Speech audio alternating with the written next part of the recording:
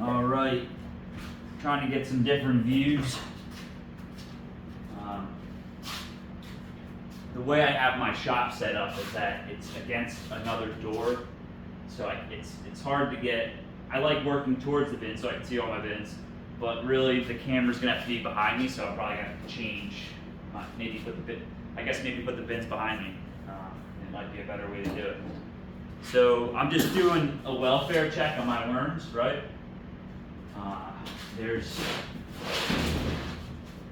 I walked in, I did a feeding 2 days ago with my wife. I walked in this morning and got a little smell, nothing major. Okay, this is a temperature controlled room. There's 3 mini splits in this side of the building. Had a little smell. I'm like, okay, I made a couple new bins, let's say 10-4. Let's check those real quick. Checked one, already saw the problem. Put a little bit too much chow in, and a new bin, not established, still trying to figure things out, see where they're at, was not able to keep up with the amount of food that I put in there. Just a little too much. Anyway, not a big problem. They will work through it, even if it molds. So it's a pretty easy thing. I'm just gonna go through and check real quick, maybe every third, fourth one, just to see where the feed's at, because we pretty much just do them all at the same time at this point. 60 bins seems like a lot, but it's pretty manageable, especially with the second person and a good way of doing it. Our process works.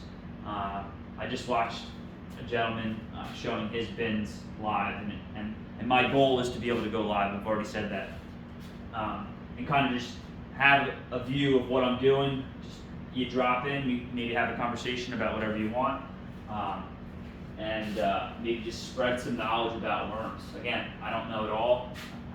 I probably suck at it in the scheme of things amongst the top level guys, but my process seems to be working for me. Our castings are for sale, our worms are for sale, but the idea was to feed our project outside. So it's nice to be able to produce for yourself and have a bunch of extra. Like if we just were using it for our property, this is more than enough. I could start planting plants and just castings if I wanted to right now. We have so much in excess. So right now, real quick, just gonna check a couple bins. I'm not even gonna pull them down right now. Just looking. Food's gone for the most part. Trying to check. These guys are all. This is just kind of bunching up. They're breeding, hanging out right now. Happy, healthy bin. This bin is this is an interesting bin because sometimes what happens is you get a buildup of some bigger material. And sometimes I take it out and just go put it in with like I'll mulch the top of one of my plants outside, or just add it as castings on the top of a plant. Other times I just recycle it through because it's good for airflow, some of the bigger stuff, and then there's castings mixed onto it, and it doesn't really affect anything. I can lift these bins even if they're full. So for me and my wife, we are able to manage a heavy bin. It just ends up working. So yeah, this bin, I can just tell that I've recycled other stuff into it. So this is a baby's bin that we're pulling from. Still a little feed left.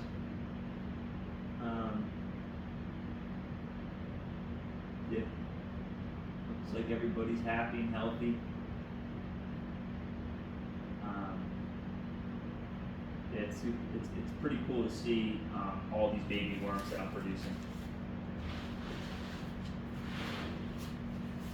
It's called a welfare check, man. We're just making sure nothing crazy is happening. I mean, the tops of these bins, they love to sit. Honestly, I get a lot of questions about if the plastic may be starving them with oxygen, and it's not the case at all. I'm not trying to be argumentative with people, but it seems like a few things people that are stuck on are not the problem. So the plastic, I keep the ends open so there's airflow going through it. There's some bigger material because I use compost, pre-compost, whatever you want to call it, and that ends up allowing the bin to breathe very well. I've never had any of the bins go anaerobic to the point where you can't just add some dry compost on top and just change it instantly, or peat moss in the beginning. I don't use peat moss anymore. It's just a cost that I don't feel like providing. My main, before worms, it was composting, and I'm still very active in composting because that's what I feed my worms. So I have a lot of compost, and I've just found that, again, just the way I'm doing it, I can get wood chips dropped off, run them through my quail composting system, and bring them out, and the worms are loving it. So again, it's just what I'm doing. It's working for me, and I'm going to continue to do it. So I don't think peat, in the end, is at least for me, sustainable. You know, it's only going to go up in price. A lot of the good stuff's coming out of Canada, I think. So there's a huge shipping cost.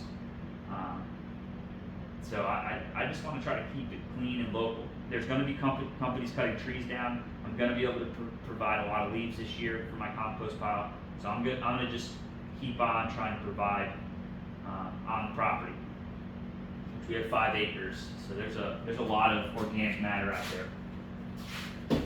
So yeah, that's just a couple bins I checked. It looks like they're going to be ready to feed either today or tomorrow. I'm at like a 4 to 5 day period in between watering. So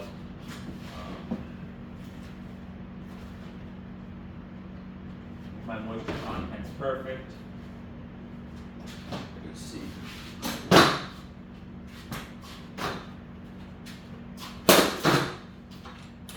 My knee is healing up very nicely.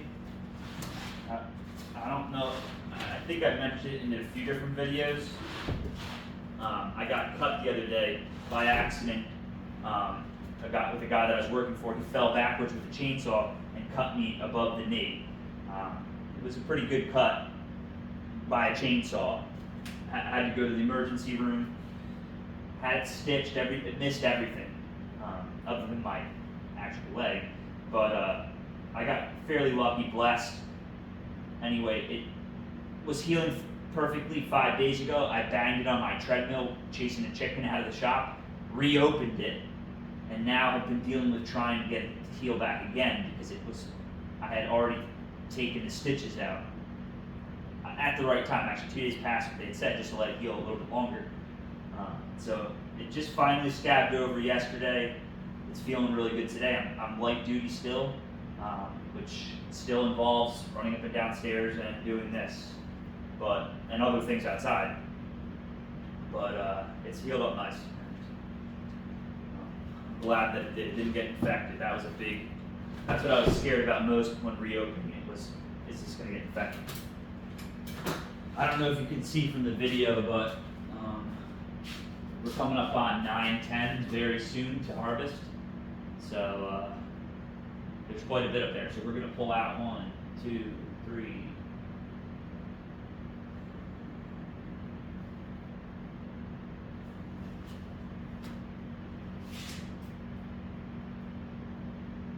Four, 5.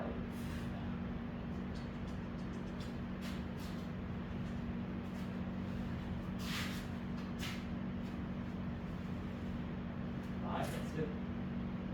So we have 5 bins. Yeah, it's not bad. It's not bad coming up. And we're on a month cycle. I think that's just about right. And I probably wouldn't change the month cycle. I would pull back the bedding a little bit, right? So I'm very specific on the amount of bedding I'm putting in there because that is a source of food for them, the type of bedding that I'm using, and other beddings too. But my bedding is superfied. It's nutritious. So I'm putting a very specific amount, so I'm getting a specific amount of casting, so it's very trackable, and I can just draw it back a little bit, and then they'll definitely be able to finish it within that month. So